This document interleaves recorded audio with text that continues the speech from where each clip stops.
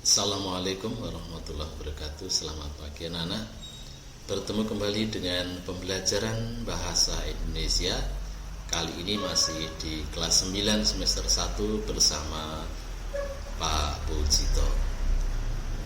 Anak-anak, pada pertemuan kelima kali ini kita masih akan berdiskusi tentang teks pidato persuasif, yang pada kesempatan kali ini kita akan lebih fokus pada membahas atau menelaah tentang kebahasaan yang terdapat dalam teks pidato persuasif. Kompetensi dasar masih sama dengan pertemuan minggu yang lalu, yaitu 31, menelaah struktur dan ciri kebahasaan pidato persuasif tentang permasalahan aktual yang didengar dan dibaca. Adapun tujuan pembelajarannya, anak-anak setelah kalian nanti belajar tentang ini, harapannya kalian nanti harus bisa menelaah unsur kebahasaan yang terdapat di dalam teks pidato persuasif. Ada pertanyaan yang mungkin ada di benak kalian, yaitu bagaimana sih sebenarnya kaidah kebahasaan yang digunakan dalam pidato persuasif? Ini yang mesti harus kita upayakan untuk ditemukan jawabannya. Yang jelas, bahasa menjadi sesuatu yang sangat penting. Keberhasilan orang berpidato itu terletak pada penggunaan bahasa yang digunakan. Kebahasaan di dalam teks pidato persuasif yang akan kita bahas, yang pertama yaitu nominalisasi atau pembendaan. Anak-anak, apa yang dimaksud dengan nominalisasi? Yaitu proses pembentukan kata-kata menjadi kata benda. Artinya, ada banyak jenis kata yang lain, entah itu kata kerja, kata sifat, atau juga kata ganti.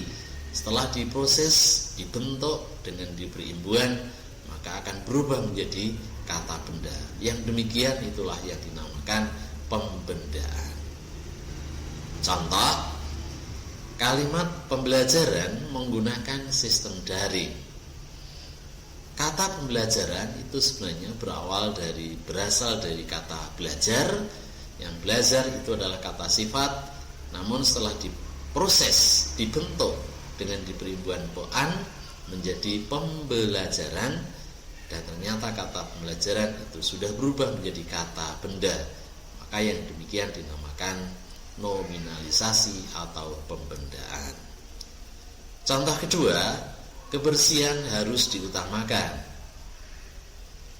Kata bersih itu adalah kata sifat, namun setelah diproses, dibentuk dengan diberi imbuhan ke-an, yaitu kebersihan, itu menjadi kata benda. Maka yang demikian pembendaan namanya. Unsur kebahasaan yang kedua di dalam teks pidato persuasif banyak atau sering menggunakan bentuk pasif atau kalimat pasif. Mengapa digunakan? Karena dengan menggunakan bentuk pasif ini harapannya agar ungkapan menjadi lebih formal atau ungkapan menjadi lebih kuat. Jadi orator, pembicara menjadi lebih mantap di dalam berpidato. Contoh, kalimat pertama, semua bentuk kejahatan ditindak tegas oleh petugas. Protokol kesehatan banyak diabaikan oleh masyarakat. Kalimat tersebut termasuk kalimat pasif karena menggunakan kata kerja pasif, yaitu kata ditindak dan kata diabaikan. Termasuk juga yang kedua, mengapa ini pasif? Karena subjek tidak melakukan perbuatan. Jadi perbuatan ditindak, diabaikan itu dikerjakan oleh petugas atau oleh masyarakat. Subjeknya tidak melakukan pekerjaan.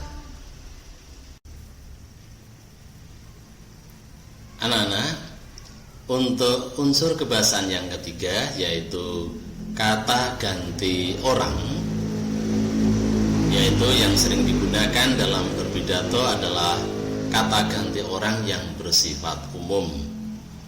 Contoh, dia, mereka, kalian, atau kata yang lebih bersifat umum misalnya bangsa Indonesia, warga negara, itu semuanya bisa kita kategorikan kata ganti orang yang bersifat umum.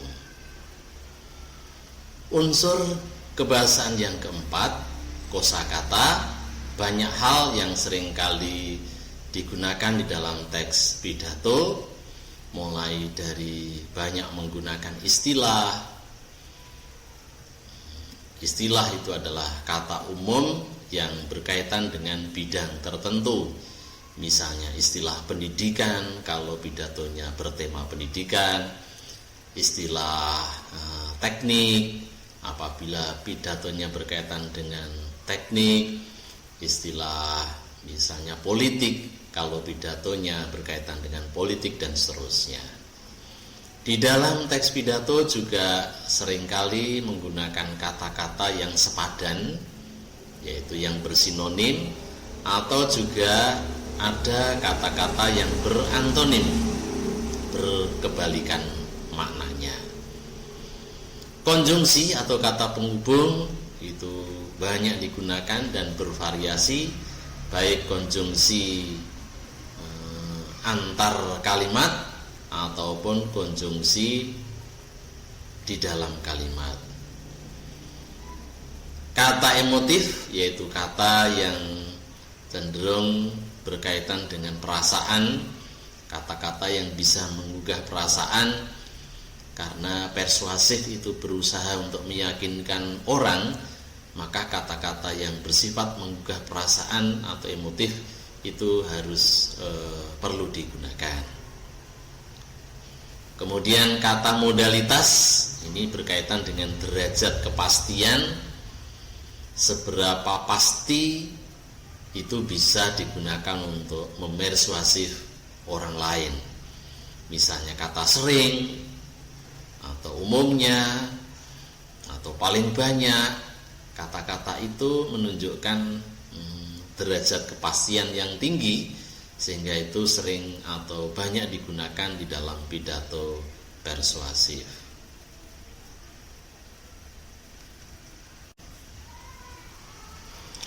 Anak-anak, berkaitan dengan unsur-unsur kebahasaan tadi, ada contoh kutipan pidato. Mari kita teliti, mari kita telaah kira-kira unsur-unsur kebahasaan yang ada di dalamnya meliputi apa saja. Teksnya yaitu semua ini terjadi di hadapan kita, dan walaupun begitu kita masih tetap bersikap bagikan kita masih memiliki banyak waktu dan semua pemecahannya. Saya hanyalah seorang anak kecil dan saya tidak memiliki semua pemecahannya, tetapi saya ingin Anda sekalian menyadari bahwa Anda sekalian juga sama seperti saya. Anda tidak tahu bagaimana caranya memperbaiki lubang pada lapisan ozon kita. Anda tidak tahu bagaimana cara mengembalikan ikan-ikan salmon ke sungai asalnya. Anda tidak tahu bagaimana caranya mengembalikan binatang-binatang yang telah punah. Anda tidak dapat mengembalikan hutan-hutan seperti sedia kala di tempatnya sekarang yang hanya berupa padang pasir. Anak-anak, teks ini adalah teks pidato, cuplikan pidato yang disampaikan oleh seorang anak kecil dalam sidang umum PBB, yang pidatonya sangat menggugah, sangat memukau, dan sangat memersuasif oleh para audiennya. Nah, di dalam teks ini ada unsur-unsur kebahasaan yang sudah kita bahas tadi, misalnya nominalisasi atau pembedaan, contohnya pada kata pemecahan.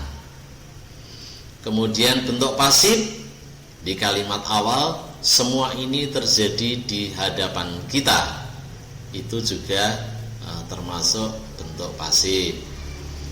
Kemudian kata ganti orang cukup banyak. Di dalam teks ini ada kata kita, saya, Anda, ini semuanya termasuk kata ganti orang. Istilah teknis di dalam teks itu ada istilah ozon yang ini bisa kita kategorikan istilah dalam bidang ilmu pengetahuan alam. Konjungsi juga banyak dipakai. Yang jelas dalam teks tadi ada konjungsi walaupun, bagaikan, tetapi. Kemudian kata-kata yang memiliki makna sama atau yang sepadan, misalnya ada kata bagaikan, itu memiliki kesamaan makna dengan kata seperti. Kata waktu itu memiliki sinonim dengan kata kala. Kata emotif yang menggugah perasaan, misalnya pada kalimat tidak dapat mengembalikan hutan seperti sedia kala. Nah, ini berarti berusaha untuk menggugah perasaan. Sedangkan kata modalitas, misalnya penggunaan kata semua, menggunakan kata tetap, ini meyakinkan derajat kepastiannya itu sangat tinggi. Teman-teman sekalian, jadi di dalam teks pidato itu bisa kita temukan unsur-unsur kebahasaan yang sering dipakai, antara lain seperti itu. Baiklah anak-anak, pada kegiatan akhir penutup kalian saya harapkan untuk bisa menyelesaikan tugas, yaitu menelaah unsur kebahasaan. Langkahnya adalah yang pertama, simak dengan baik tayangan pidato berikut. Jadi akan saya berikan contoh pidato dan kamu simak baik-baik, karena dengan menyimak itu harapannya nanti kamu dapat melengkapi tabel untuk menelaah unsur kebahasaan teks pidato tersebut. Semua ini bisa kalian selesaikan menggunakan lembar kerja atau LK kelima yang contohnya seperti ini.